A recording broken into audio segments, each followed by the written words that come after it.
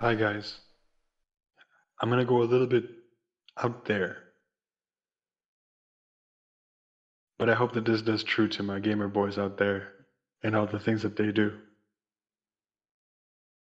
I'm gonna start by saying that to some degree, this got inspired by a song that I heard. Uh, it's a metal song by Candlemass called Ancient Dreams.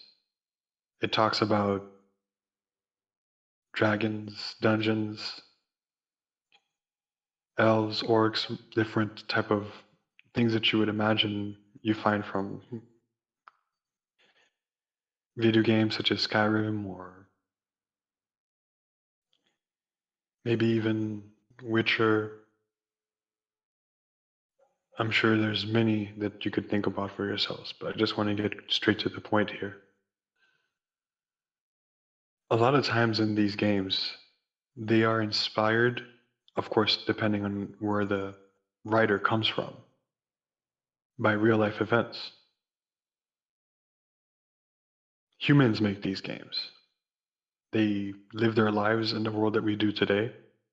And the more that we live our lives the way that we do, the more the video games that we play mirror what's going on.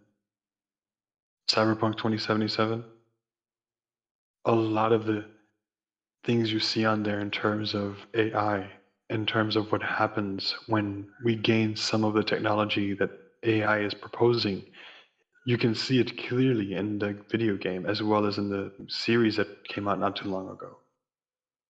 Some of you who are old enough might be able to see that movies that were coming out before then, 20 years ago, not so much as the ones that said, hey, we would have flying cars and flying skateboards and that stuff. Of course, a lot of that stuff did not come true. But it's not so much because we don't have the technology, it's because our humanity is not caught up. Flying cars is not a thing about, oh, we can't have flying cars. Flying cars is you already have all the issues that you have right now with traffic. Now add an extra layer of traffic above that. Imagine a 70 mile per hour crash or two cars at 70, total 140 miles an hour crash on top of a bunch of other cars that just, you know, goes down into the highways down below and causes even more chaos. So it's a lot of this stuff is humanity is not caught up to what we can actually do yet.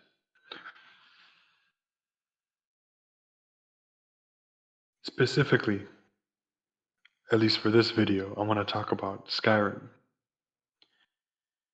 A lot of you may not know about it, but the lore is pretty good. Tamriel is a huge place. It looks like an entire world, an entire planet. You have different continents, you have different countries, and you have different people of different beliefs, races, religions, all in a nice package.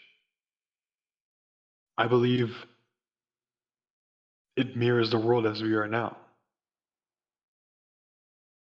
It's also insane how a lot of the belief systems in terms of paganism, Christianity, and atheism are all in the lore of Skyrim, and they do it using their different pantheons for each individual group of people and race in the game.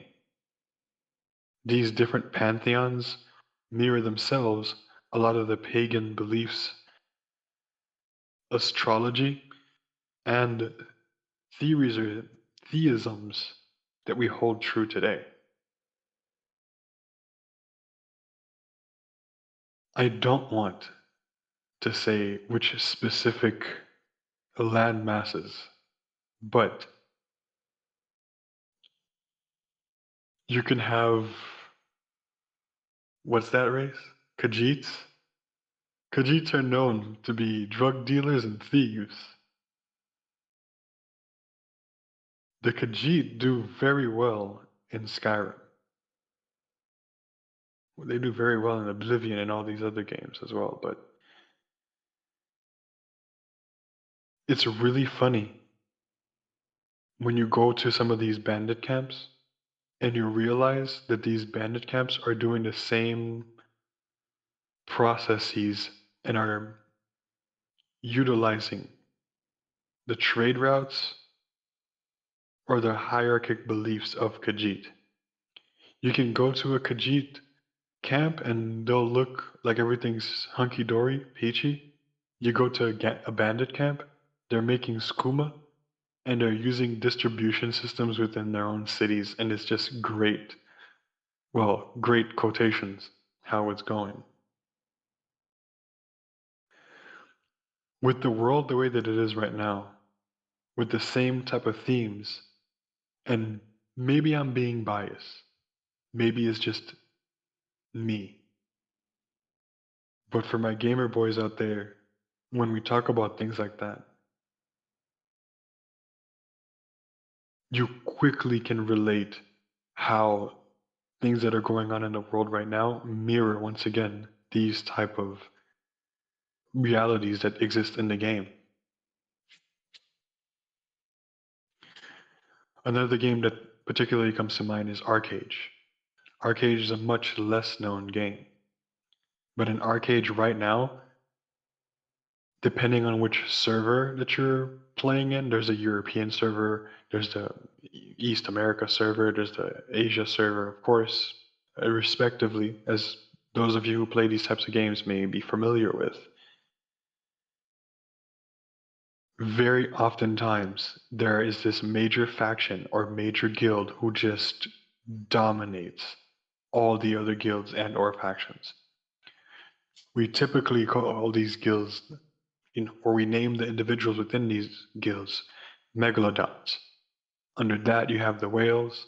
Under that, you have the dolphins. And then you pretty much have your bottom feeders. You know, the free to players, the pay to win players. You know how much most people hate them in these games. And in real life, it's the same thing. You have your pay to win players. Can you guys point out who in the world right now are the pay to win players? Wouldn't be too hard if you're looking for it.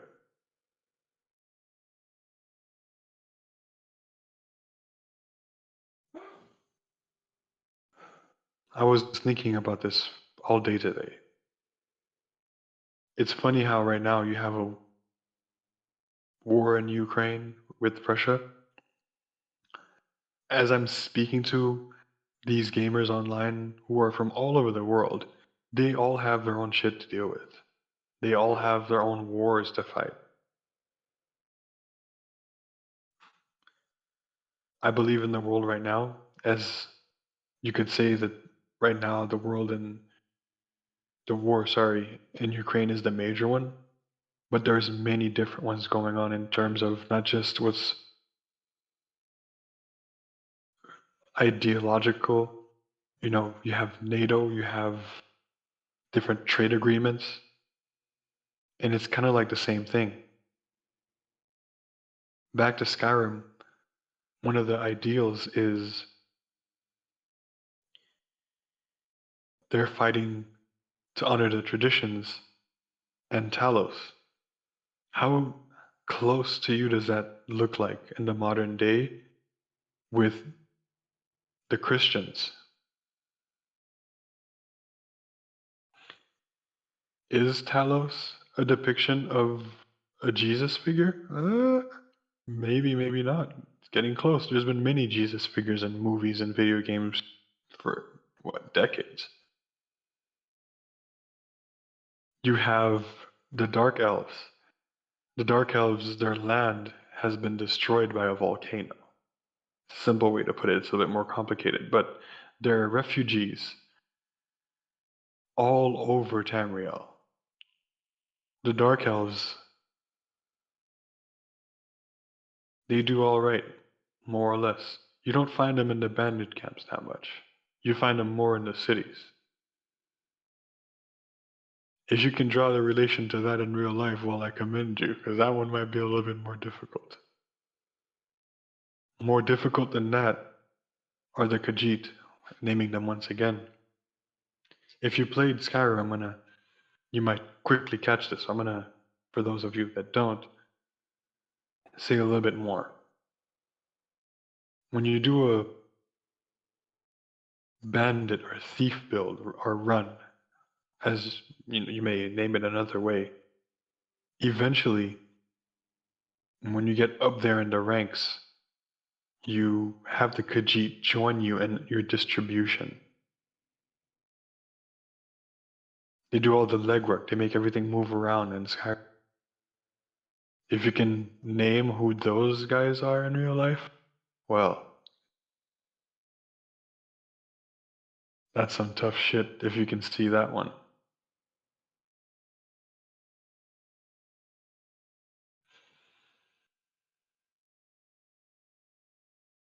If you can find out who the red guards are, and you can relate it to who these guys are in real life, that's another challenge. Now, am I being a little bit crazy about this? Am I being a little bit hyperbolic? Yes. Am I reaching really far out there? Yes, but that's purposeful. I can't say everything because I don't know everything. I can only see the patterns that emerge.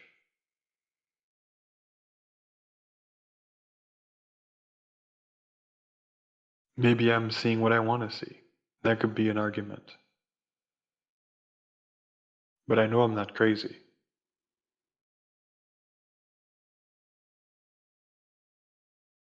The things I see on a daily basis right now,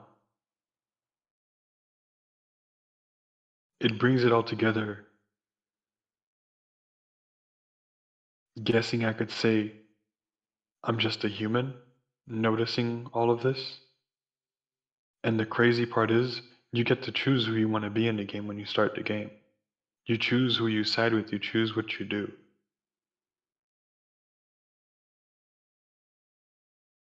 That's not to say that each individual person lives in the world alone, although that can be argued as well. But everything that happens, everything that moves in the game is all up to you.